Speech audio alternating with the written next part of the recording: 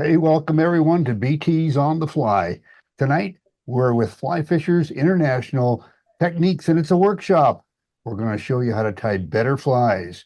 I'm Al Beatty, and with me is my lovely wife, Gretchen.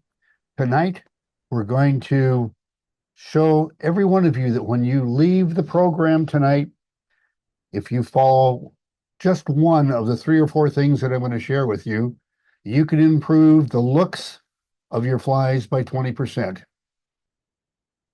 That is a guaranteed.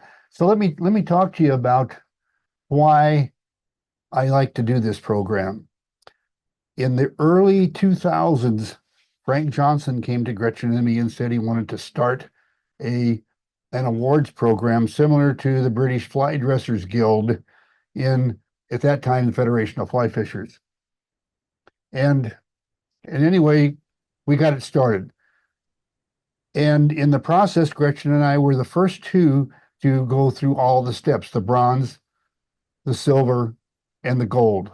And we were the first to get it. And then we turned around and we had to qualify Frank, the originator of the program, because he had never been certified in the United States.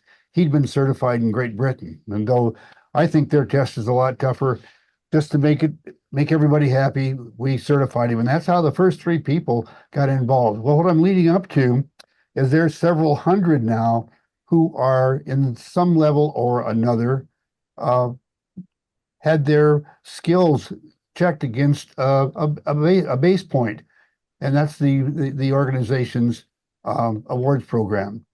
And I have probably corresponded with, evaluated, or reviewed at least 400 of those. And in my time as a reviewer slash evaluator, I found some common things that cause a lot of points to be lost. I'd see an absolutely gorgeous fly from a fly tyer with obviously a lot of skill, and it would barely get a passing score because of one of two things. One of the things is proportions. We're not going to deal with that tonight. We're going to deal with the big culprit, and that is waste management. Now, it sounds, you might think I'm talking about a truck going up and down the road in front of your house and picking stuff up. No, we're not. Waste management is how you deal with the stuff you trim off and what you do with it. I'm going to show you something that may seem, oh, kind of hard to understand at first. This is two feathers tied on a hook, both trimmed in almost the identical spot. The best that I could do in getting the stem cut off at the same place, here and here. I want you to notice the difference. The one on the left, do you think there might be a big lump of something you got to cover up with your thread or something on that fly?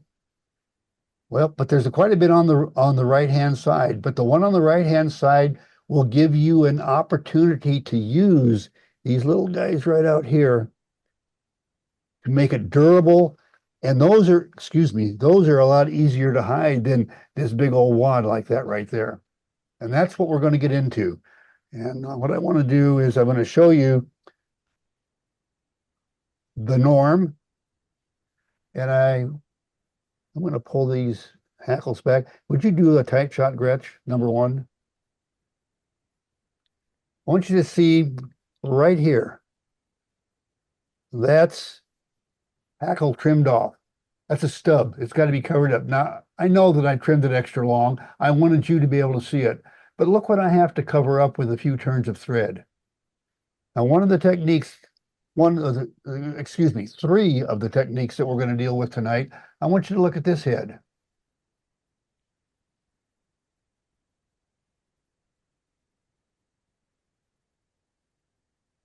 What you've got there is a nice clean head, and all we did is bend the parts of the feather in a different direction. This is not skill, guys. It's just the tip that I'm going to give you that will help you get started. Now, we've used the first one that I'm going to share with you. It's called in the program here, we call it the bent Rachis. And if you don't know what a rachis is, it's the stem, the quill, the shaft. It's the part that goes down the middle of the feather that you tie down and then you have to trim off. And that's what that is. Now, before I go any further, I want to bring you in on something. All of the stuff that we're going to cover tonight is in the Fly Fishers International Busiek Library. If you go into the chat, you will find where I have put the link to the Busiek Library. And it only has 3 people in there right now. It's got Wayne Llewellyn, Gretchen, and myself. And what we're going to cover tonight in our section, we have a description in text so you can read it. And then there's a 2 or 3 minute video to support each one of these techniques that I'm going to share with you. So if you forget what you see tonight and you can't find it on the YouTube, you can go to the Federation's site. And I really recommend you spend some time going through Wayne Llewellyn's. He's got about 40 tips there, and it covers a very wide range of knowledge for a fly tyer. Is it all important to how your fly looks? Oh, no, not really. But knowledge sometimes helps in getting to an end goal. And you don't always take a straight route to get there. Sometimes the learning process takes you in circles. Believe me, I know. But anyway, let's go back to the vice scratching. And I am going to start with just a simple application. I'm not going to tie a fly. By the way, we will tie a fly tonight. Don't despair. Don't think that all you're going to have to do is listen to Al talk and rap hackle. You're going to actually get to see a fly go together, and we're going to have some good tips for you on that. But let me reach over here and get my bobbin. And we'll just put that on there. And I'm going to grab one of the many feathers that I've got laying here in front of me. One of the good things about working at Whiting Farms is that when we moved to Boise from Whiting, we had lots of hackle. I'll leave it at that. Okay, now first thing I'm going to show you is a trick on how to put a clean hackle. Wrap a clean hackle has not a darn thing to do with what we're talking about, except it's a part of waste management, and it's just a bonus tip that we're getting tonight. I want you to notice how I strip that off. Same top, same bottom. I'm going to show you how it wraps.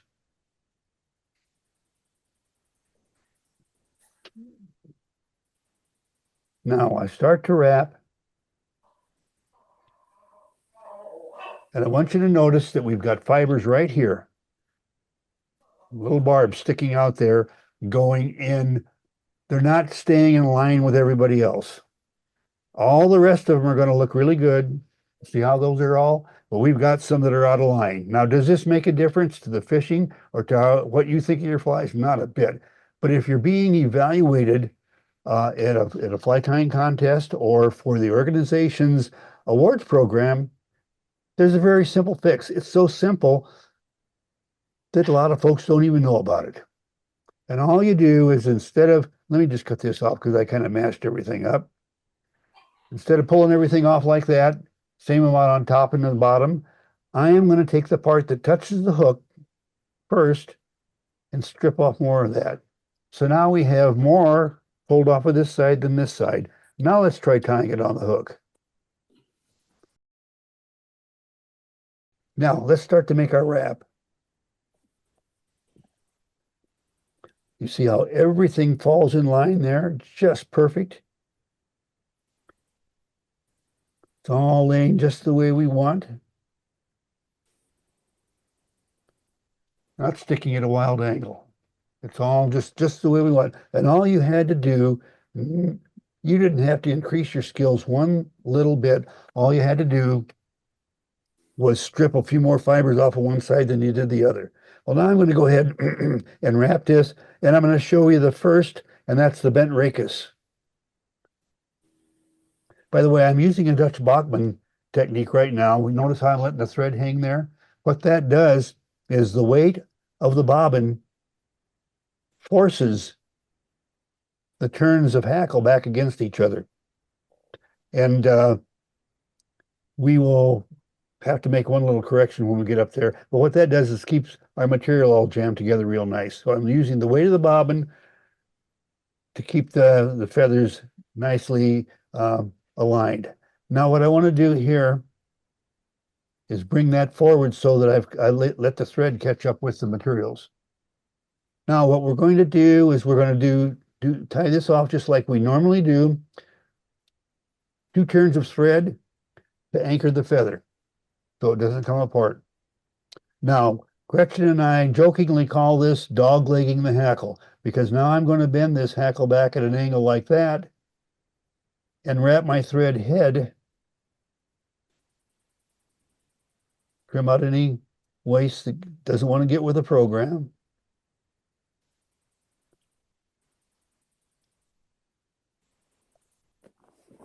Okay. And what you can see now is we've got a pretty clean head there with the hackle jammed back. And what we do is the easiest way is you could cut it, but the best way to do it is just break it. And remember how these barbs stick up in the air on that one that's broken off on the right-hand side there? Well, the same thing's going to happen here, and the trimmed end will just blend in with the hackle that you've already wrapped, and you'll never see it. It's called waste management, and all you're doing so you don't have anything, no big lumps out here in front to cover up. So let me just tie that off.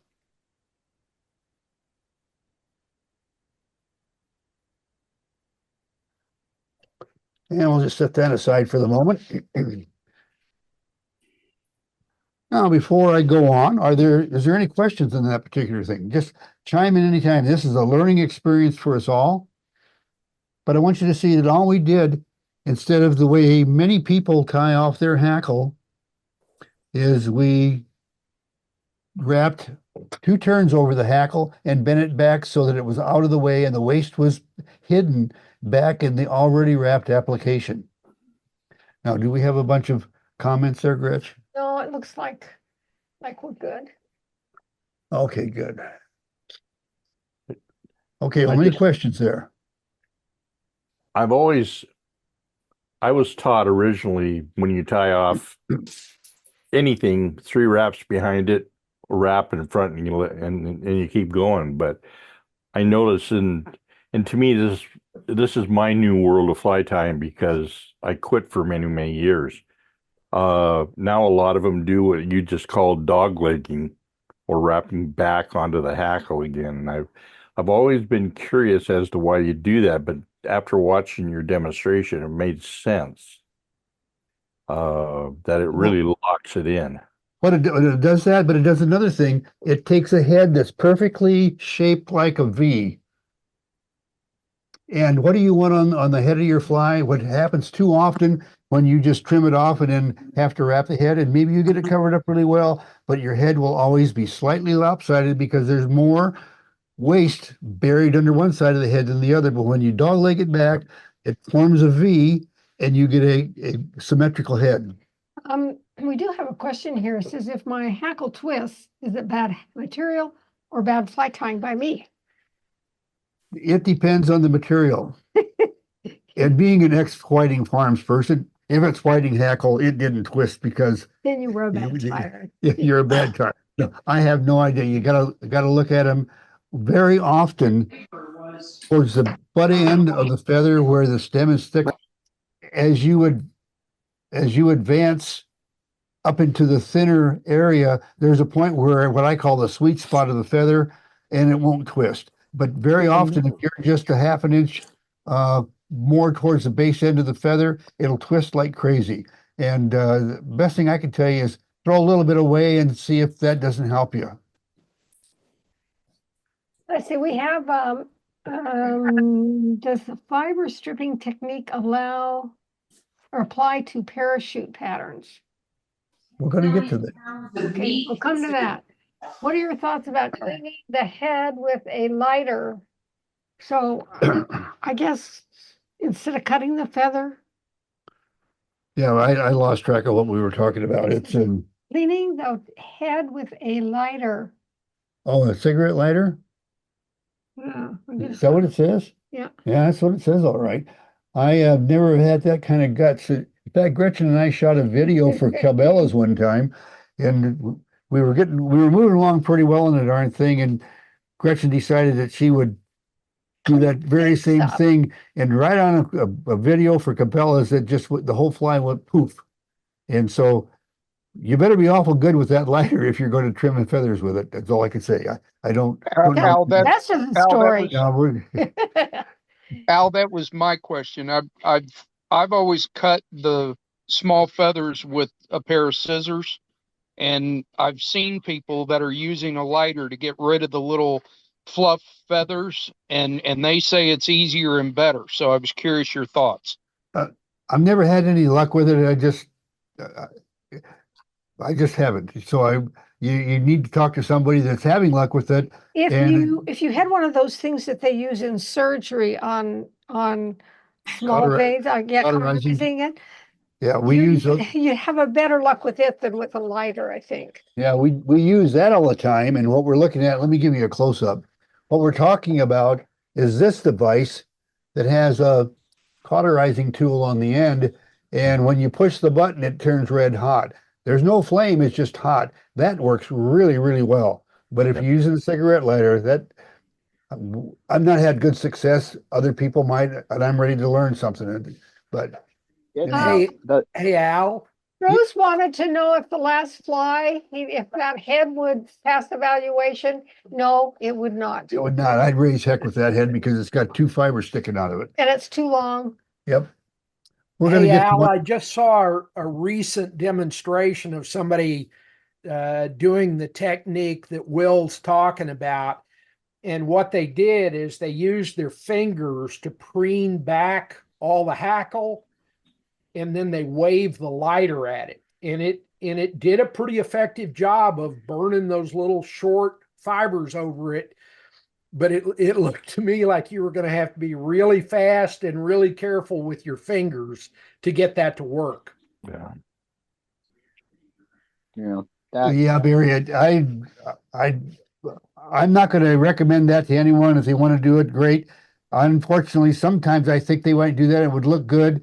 And when the flies that you're sending to the evaluator reach him, you might find something had lost its strength and had broken and come apart. Yeah. You know, Well, it looked to me like it was either going to singe your fingers pretty badly, or you had a good chance of it going up in a puff of smoke.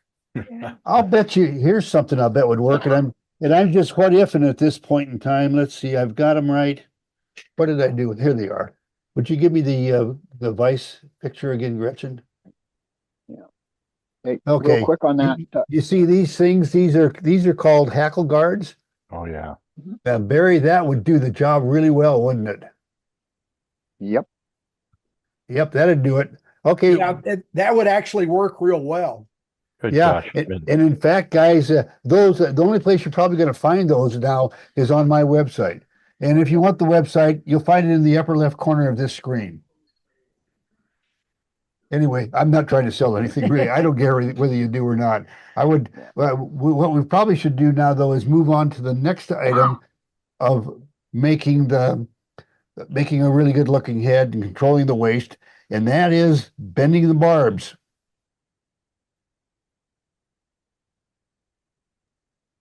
Now, on this one, it's almost identical to the other, with one exception, and you'll see what that exception is.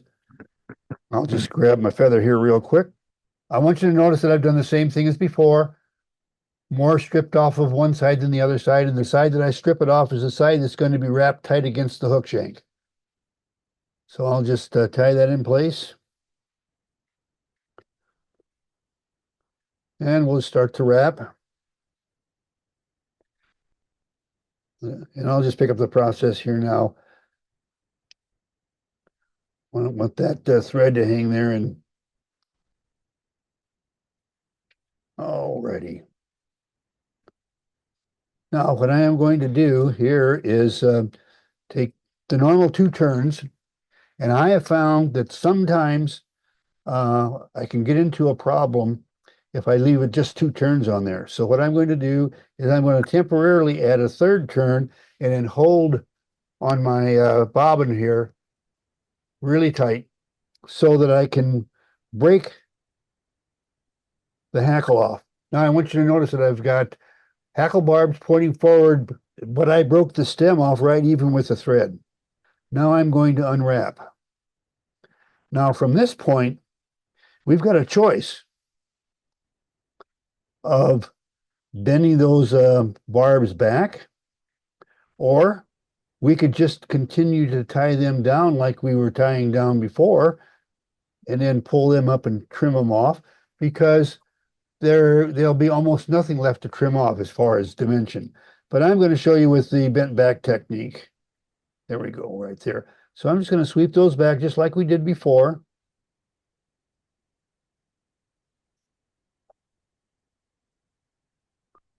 And there we've got a head that will pass muster. Very easily, evenly. Let me turn that so you can see it better. Nice small head. And I've got to try this, guys. And we may have a train wreck here on the, I knew it was but coming. you just got to, let me get a cigarette lighter out here.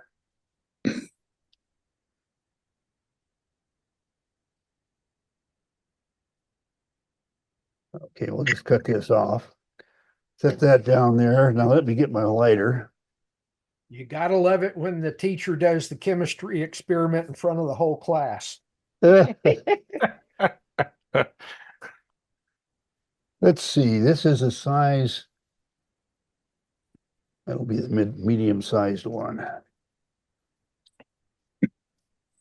Okay, Sorry, Al, I wasn't meaning to bring out your inner pyro. thanks a lot. Now let's see what happens here. Work.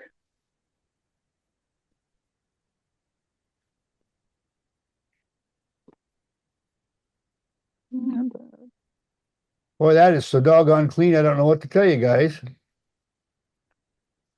Do you see anything wrong with that head? You guys looking out there? Like can I still see fibers? You didn't get it I all can the see way three back. fibers. One You fiber. can still see the fibers on the bottom. Yeah. Oh, there it is. Oh, that little rascal. But Let I me think go that's for it. just because you didn't get him. Yeah. Let me Didn't have the flame. Didn't have the flame in the right. Get a smaller one.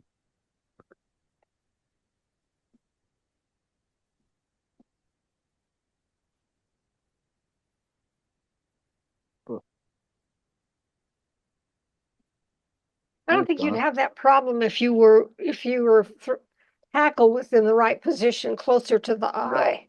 but I think- anyway, I think there's some merit here, and we all learned something tonight, including the instructor.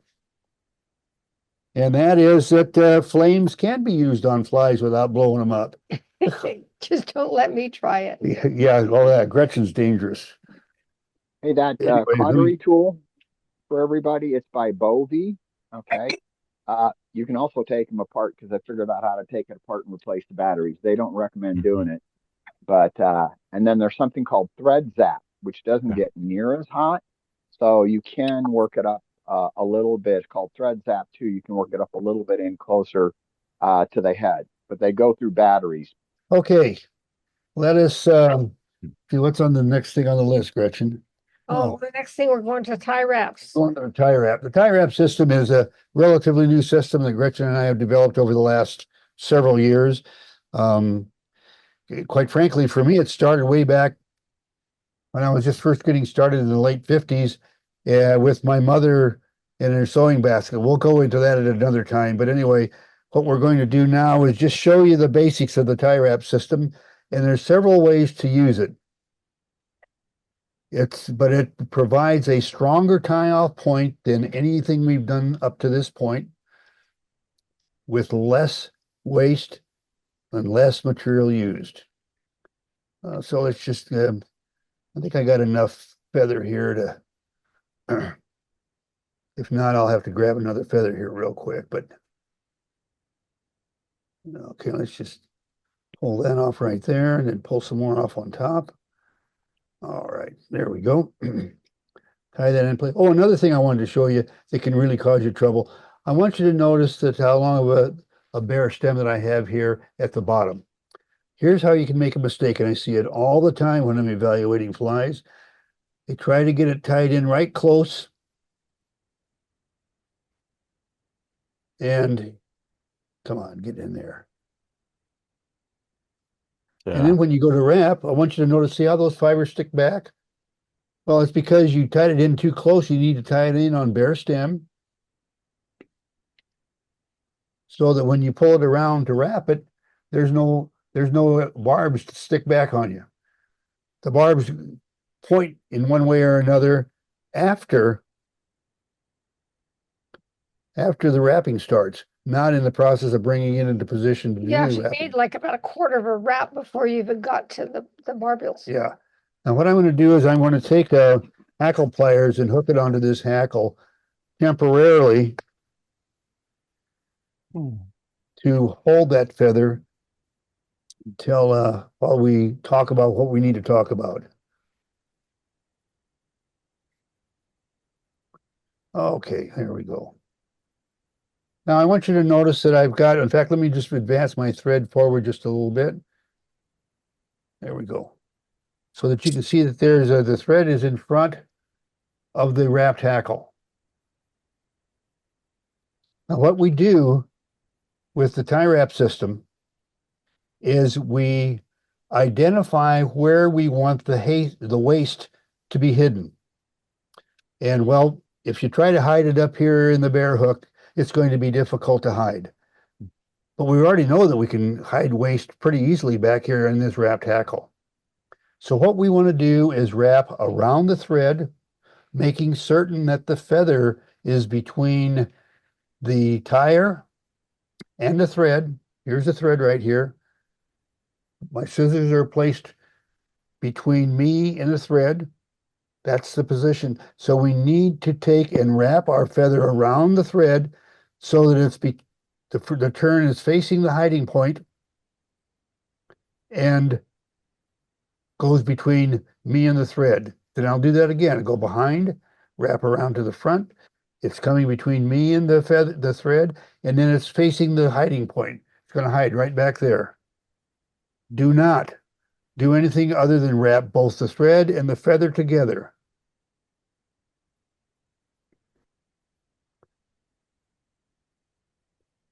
Okay, and that feather is as tied off as it ever needs to be.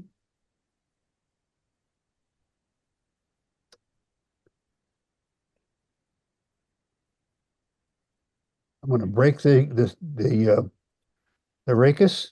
Yeah, turn that so we can eye towards us. There you go. And I want you to see that what we've got there's no waste in that head. And I threw some extra turns on there that I didn't have to. 2 turns was more than enough to hold it. The 2 turns wrapped with the feather wrapped around it will actually hold it very, very well. So you can make your heads as small as you want. All you have to do is tie it off the way we talked about.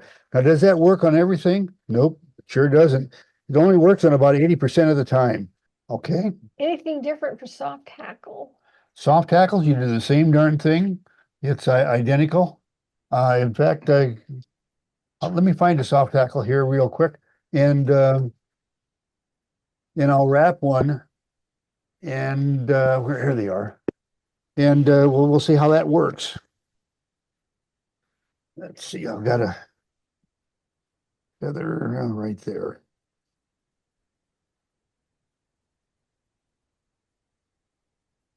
Now, this is kind of a unplanned. Sorry.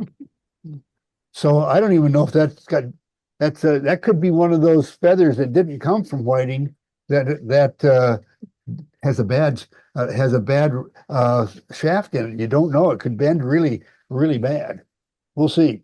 But first, let me put it in my hackle pliers, and I'll put it right up here. And one of the things that I really envy about some people like Wayne Llewellyn, for example, they're these guys that can take these feathers and stroke them back and get those barbs to point back the way they want. I can't do that to save my life. just don't work. So anyway, I have to stroke with the side of a scissors. Okay, they're pretty well folded now. All right, let's just get another hook out here.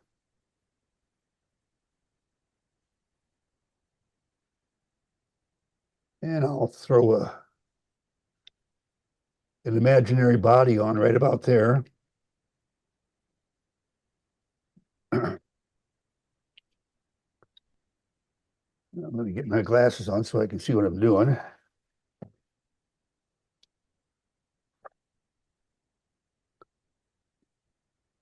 Now I'm just going to take and trim that off real blunt like there, so I can tie that on to just wrap my wet style collar.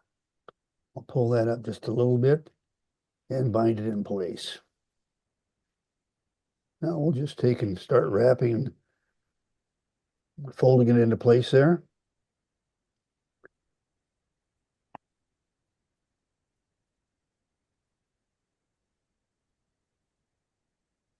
All right, there we go. Now what we're going to do with this, remember we won't, I've anchored it just temporarily like I was going to do a dog leg. And what I'm going to do now is I'm going to unwrap that and wrap the feather around the thread now that we've got it in position. But first I want to take my comb and just kind of get some of these barbs kind of swept back a little bit because it's all right. Now let's unwrap this.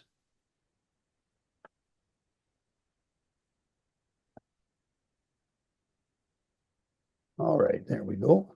Now, remember, we want it to come around the feather or the thread and point towards the hiding place. The hiding place is back to the left. We'll do it one more time.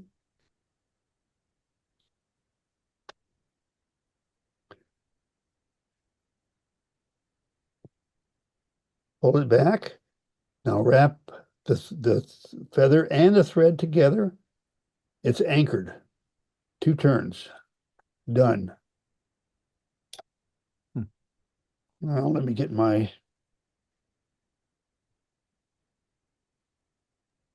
When you cut the rachis, right? You're going broadside to it, or are you going perpendicular to it and then cutting it off that way? I mean, with the edge point of the scissors.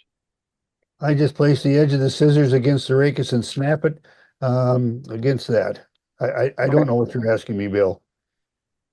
Oh, the position of the blade reference to the rachis. The sharp edge of the blade goes against the rachis, and then I bend the rachis against the sharp edge. Okay, thank you. Okay.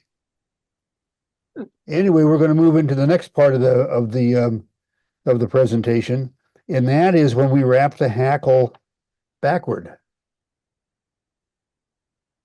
As in, let's say you wrap a hackle like you do on an elk hair caddis, for example, where you tie it on at the front and wrap it to the back. Well, let me get one here and we'll get it. Maybe you could talk while you did this a little bit about the perfect head size, the length, shape, whatever. Can you do that? We have a question. Okay. Let me get started here, get this tied on. Perfect head size. The perfect head size is never any longer than the width of the eye, and that is at the maximum.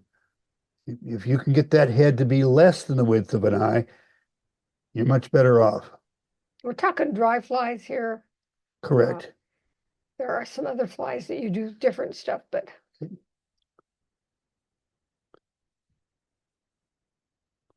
Okay, now what I'm doing, I notice that I tied the feather on at the front, and I'm putting an imaginary body, and now I'm going to wrap back to meet the thread. Remember, the tie wrap system is strictly wrapping around the thread to the back in a direction that allows it to be hidden in this area. And this time we're going to be hiding it back here rather than to the left, it's to the right. So now we have to wrap around, but remember it passes between me and the thread. And then it goes around again and passes between me and the thread. And now I'm going to advance the thread and the feather together. It's tied off. It's anchored as tight as it's ever going to be.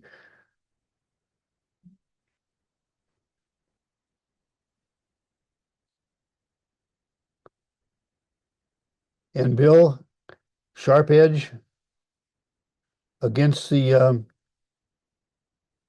got one fiber that that was there. Okay, it's not in trouble. Okay, I'm going to place the edge against the feather and just snap it off. And that's how you do that. Well, that didn't come out looking very good on camera. It looks a lot better right here, but anyway. Any questions? Okay, we've got one more place that I want to show that it really helps a lot. And then we'll go into tying a pattern in which some of these will be incorporated. Now, while you're getting ready, what is the perfect shape for the perfect head? I hear a lot of people talk about cone shape. Is that correct? I don't even know what cone shaped is. It should be V-shaped with the point of the V towards the hook eye and the V pointing back towards the body. So the cone shape, the fat part of the cone back towards the body and the Right. narrower part of the cone by the eye. When you're applying ostrich and peacock, I'm going to explain the problem, and then and the fix is the tie wrap. And we're going to put on, to start with, I'm going to use single strand floss. Because you can do it with floss just like you can with thread. And I'm just going to wrap back there and stop. Now I want to get some peacock.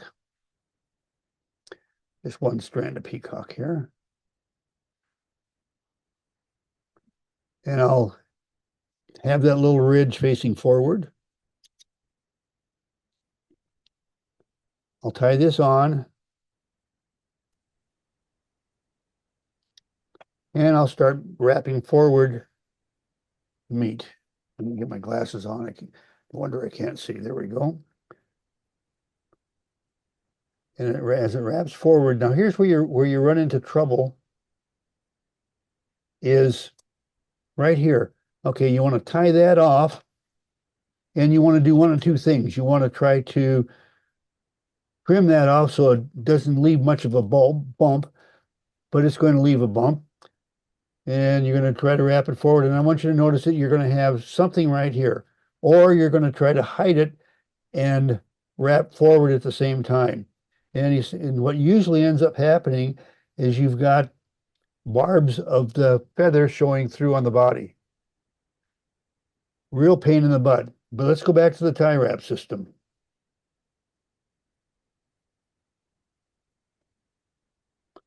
Okay. Now remember, our hiding place is to the left. So behind and forward. Second time, behind and back to the hiding place. Wrap the feather in the thread together. Oh, that showed up really good. And now let me break that off. And now we're going to put the second part of the body on. Now this part of it's not nearly as important, but we'll do it that way again anyhow. And remember, it comes around behind, faces the hiding place, behind, around to the hiding place, wrap the two together. And now you've got two that are very clean all the way on the body and either end. Good applications. Any questions? None. Now on the fly pattern that we're going to do tonight, the Hairwing Royal Coachman. Now, this is not a royal wolf. It's a hairwing royal coachman, dry fly hook, whatever size you want. The thread is black and white. You'll find out why white in just a minute. And the tail is golden pheasant. Body is floss and peacock. Wings are calf, could be tail or body. Hackle is brown, black thread. Let's see what we can do with that. Now, let's get over here at the materials and take a quick look at it.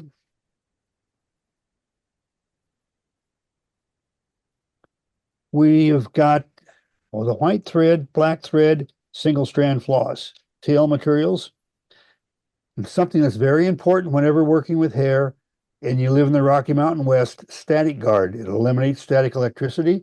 For those of you guys living in Louisiana and in Port Macquarie, Australia, or in Florida, you probably don't have to worry about lack of humidity. You've got plenty of it. Well, here we have almost no humidity, and we need to spray things down to get rid of static electricity.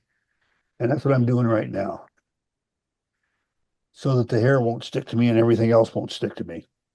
Anyway, I'm going to start tying the fly with white thread. I'm going to explain to you why as we get a little bit further into it. Why would I do that?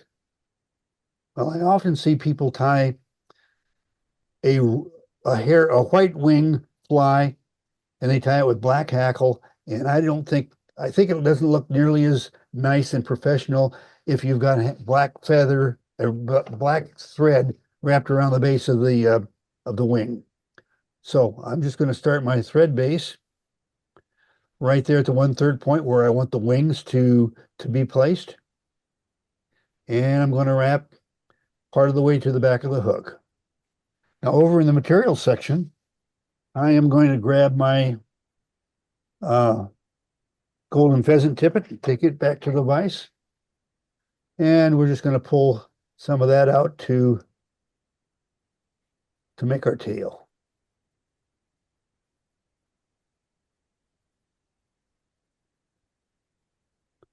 There we go.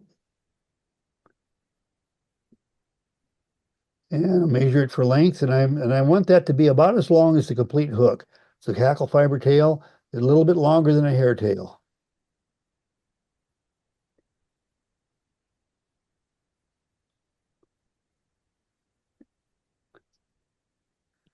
And I want you to notice something. All too often, I see flies that are tied with the golden pheasant. And I want you to notice that on one side of the golden pheasant, here we go. It's kind of dull on one side, and it's bright and shiny on the other side. Well, if you tie this on with tight wraps, all of the dull side and shiny sides change places, and they're all over the place. Some are this way, some are that way. But if you will do what we call buffer zoning, I wrap this on with gentle wraps. I'm going to continue putting it on with gentle wraps. These are very gentle wraps, almost no pressure, just enough to hold it in place, but not enough to cause these barbs to twist. Now I'm going to use the buffering action that I get from those soft wraps to put tight wraps over the top of them, and the tight wraps affect the thread on top only, so I'll have a nice, beautiful tail anchored in place by very tight wraps with a buffer of gentle wraps between. So you see, we don't have any of these barbs changing, so one barb is dull and the next one's nice and all of that.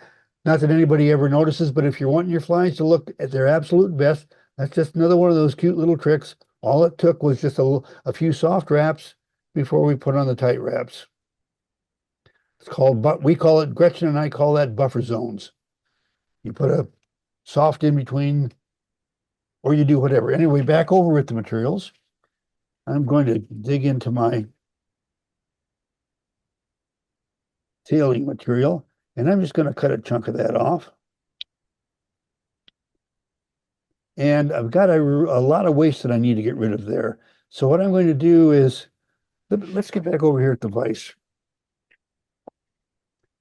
You notice that I've got really long hair fibers right here and here, and then they start to get shorter and fuzzier and all this kind of stuff. Well, the only thing I want to use if I want a really good looking fly is layers 1 and 2, and everything else gets thrown away. So you can see what all I'm getting rid of there. You see how much is going away, how much is staying? Quite a difference. The reason you do that is no matter what the hair type is, there's different layers in that hair, and they have different properties, and they react to tension of thread differently. So layers 1 and 2 will react the same to the tension of the thread. That's all we care about. We'll get rid of that other stuff. We may want it for something else, and there are times when you'll probably use that, but for right now, we're just using layers 1 and 2. Now I'm going to put them into a stacker and get those all stacked up. And I always get this question as if I would be willing to sell one of my stackers. That's just a 12 gauge shell, a 1/2 inch copper nipple, and a chapstick tube. No, it's not for sale.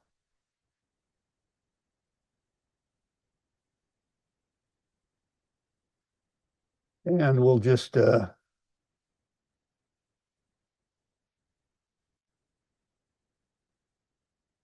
that ready to tie into place.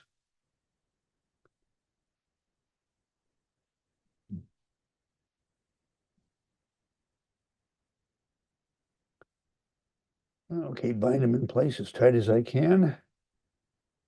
Now I want to trim at a very steep and severe angle so that I get a nice long tapered slope to my trimmed off hair fibers, so that I will get a gentle slope to my underbody. And that, you see how that all blends together real nice? Get a nice one. So we're going to get a nice smooth body. If I had reached in, instead of trimming like this, if I had reached in like that, I would have a big lump right here right now, and I'd have a heck of a time trying to cover that up with peacock. But anyway, now let's get up to here where we really need the white thread, and that is to stand this hair up and divide it. Okie dokie.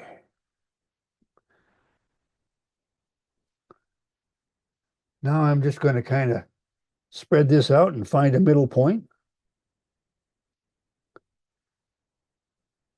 Do a crisscross between them. And in fact, I did a half of a crisscross because I'm just going to take this far side wing and wrap it a couple of times. Set it in place, anchor it in place with a couple of turns. Take the near side wing, anchor it in place with a couple of turns.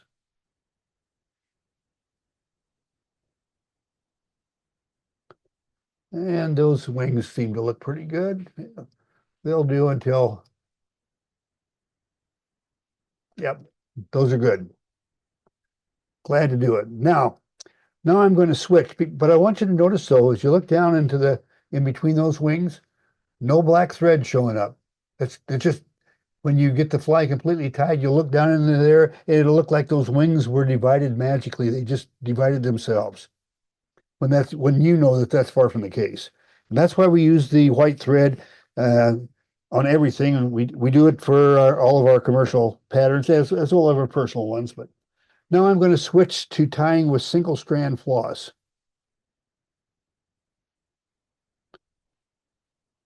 And you're going to get to see a repeat of what we did just a minute ago. Trim that off. Set the thread aside. And I'll get another piece of this peacock. Let's see. Now this looks like a better one right up here.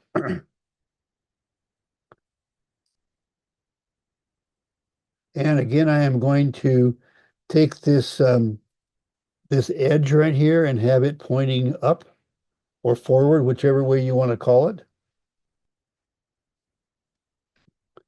And I'll just tie that in place.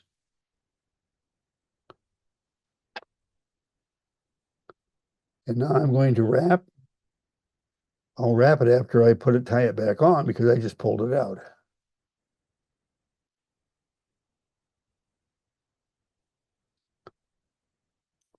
All right, there we go. And a couple more turns. I'm going to do a tie wrap. But remember the hiding place is back here to the left. Another one around the thread. Back to the left, wrap the feather and the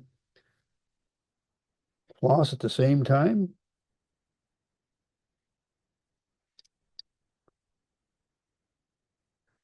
Let's get another piece of peacock.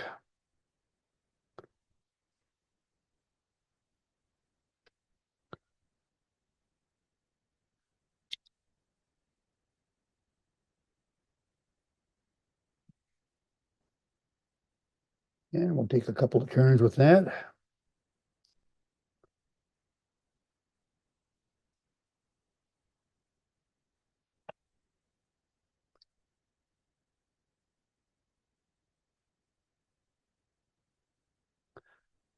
Now I'll switch to my black thread, which is, well, I want the fly to look like it was tied with black thread, but it had to go through some gyrations to get there.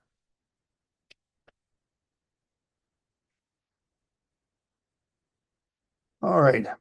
Now that makes a fairly clean looking body with no little bumps in it. And all I did is wrap the material around the thread rather than the other way. No bumps in there in the back, especially where you're trying to cover up one that's tied off. Now let me get a hackle here. I got several right here. That looks like a good one. Set it aside. I got somebody asked a little while ago about the feather that twists. I want you to take a good look at this feather right here.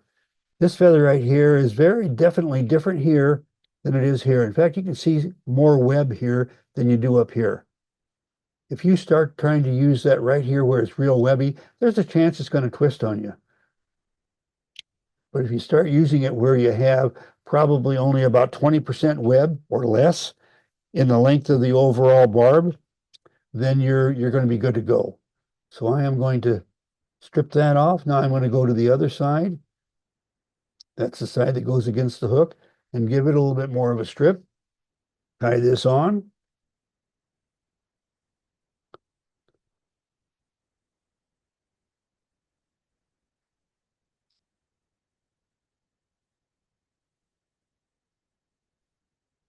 It's interesting. My good friend Eric Austin is on tonight.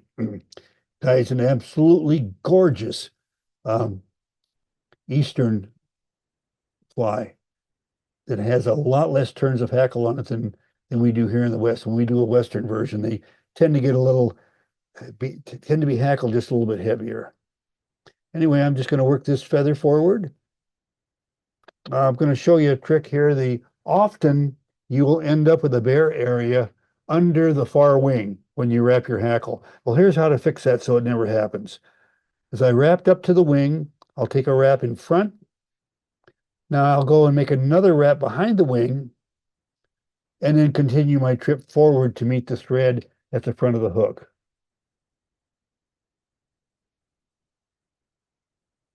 And I'm going to have to grab this with a hackle pliers. I'm starting to get a little bit short, and my old fingers don't hold things as well as they used to.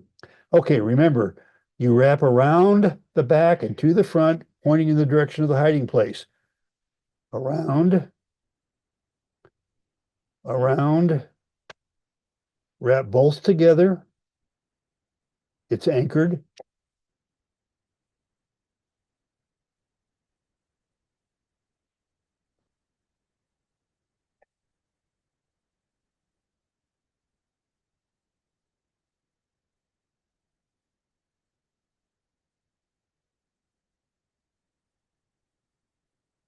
Snagged that doggone couple of fibers there when I was bringing the the whip finish around. I didn't want to do that.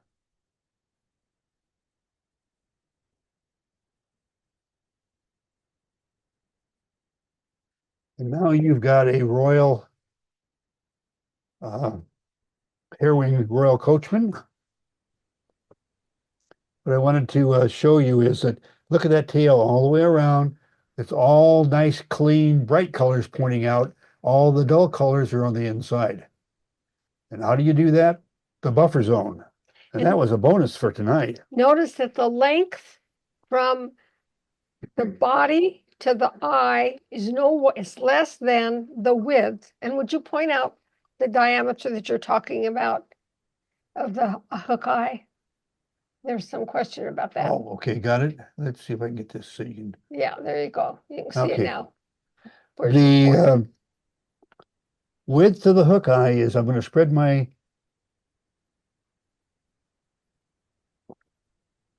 right there is the width of the hook eye. You don't want that any longer than that. In fact, that's on the ragged edge of too long.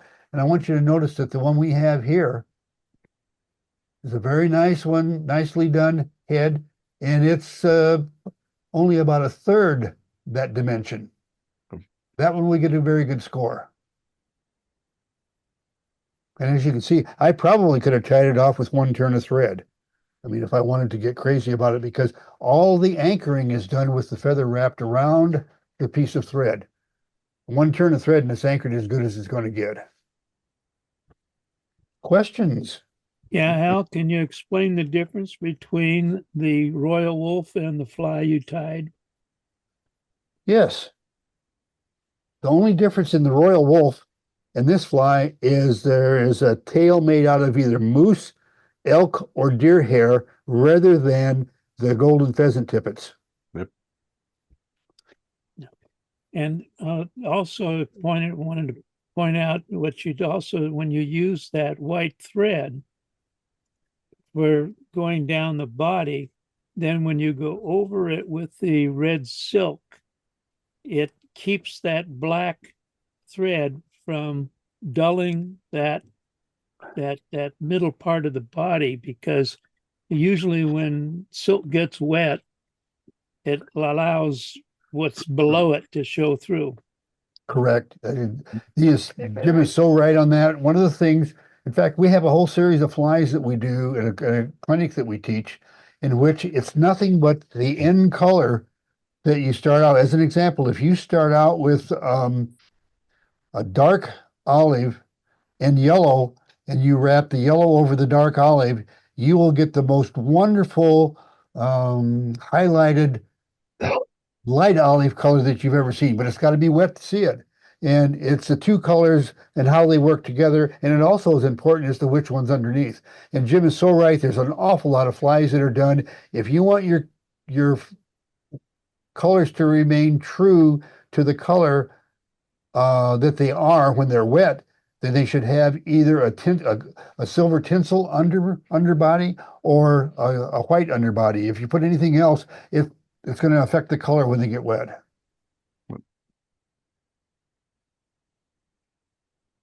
Anything else?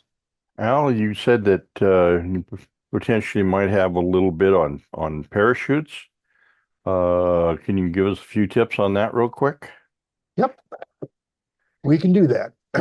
Also, somebody else wants to talk about fly proportions. Maybe you can do that as you tie the Okay, parachute. what am I talking? What's the question on proportions? Talk about the overall fly proportions. Okay, well, let's start first with this. Fly proportions. The best ruler that you'll ever have for fly proportions is the hook that's sitting in front of you.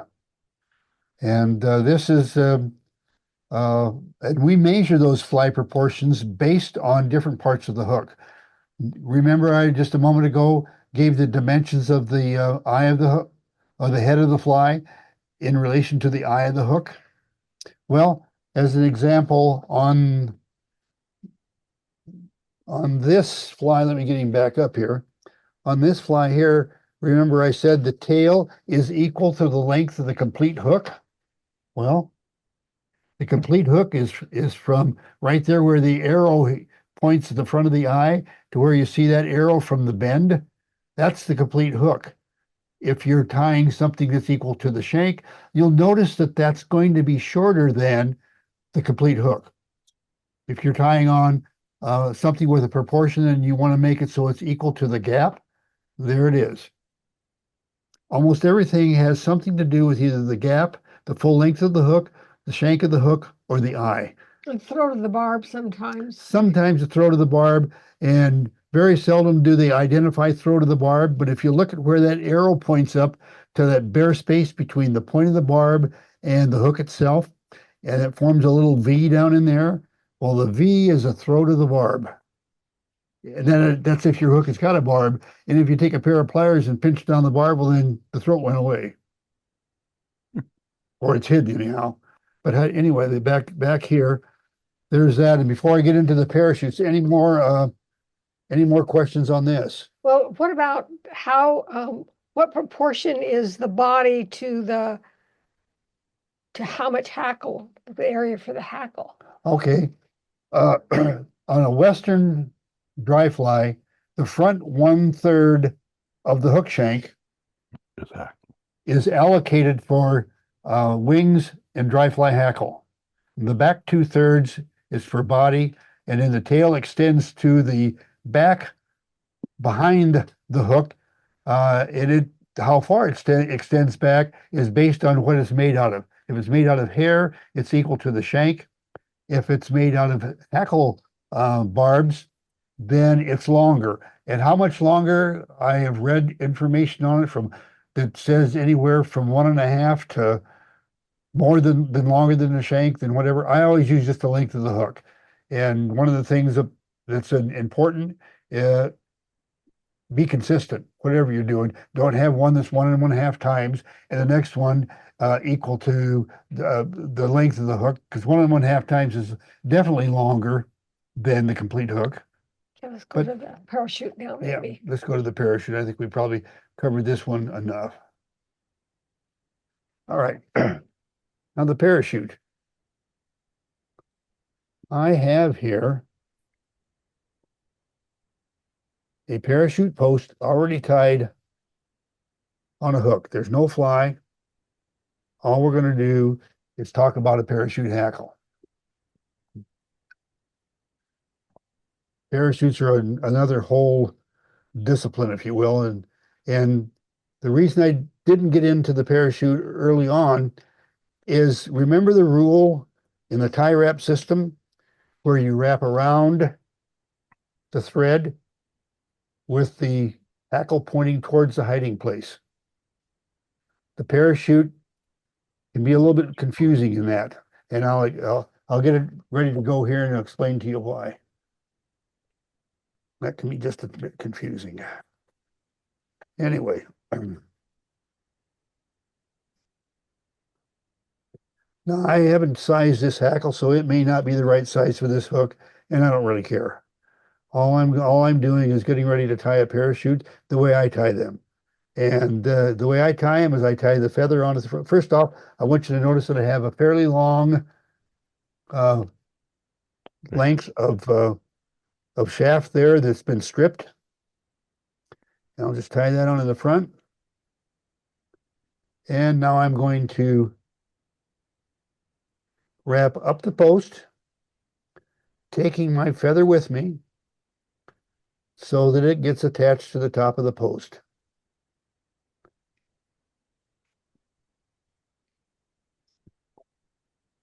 Now I want you to see where my feather is hanging or where my thread is hanging, and the feather is going to be there in just a minute. We're going to bring that feather down to meet the thread.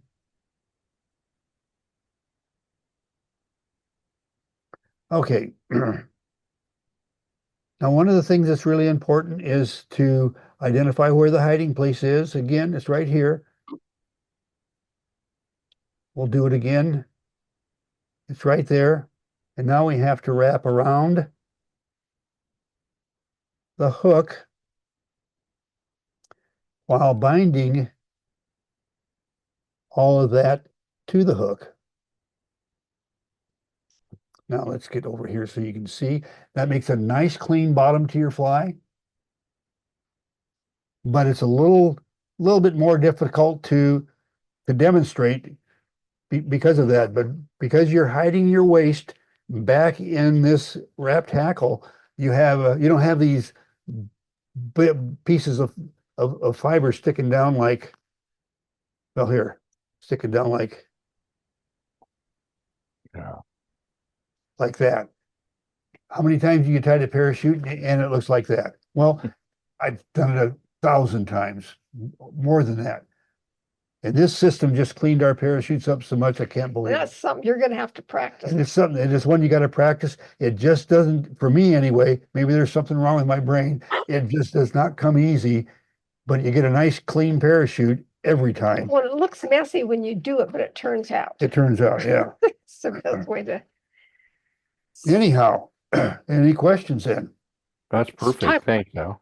Time for your surprise? Yes, there is time for the surprise because we've been talking about waste management for all evening, everything. And tying a better fly is how you manage your waste. And well, I can't remember who the fellow was. So I'm going to have to thank an unknown person for helping me out with another form of waste management.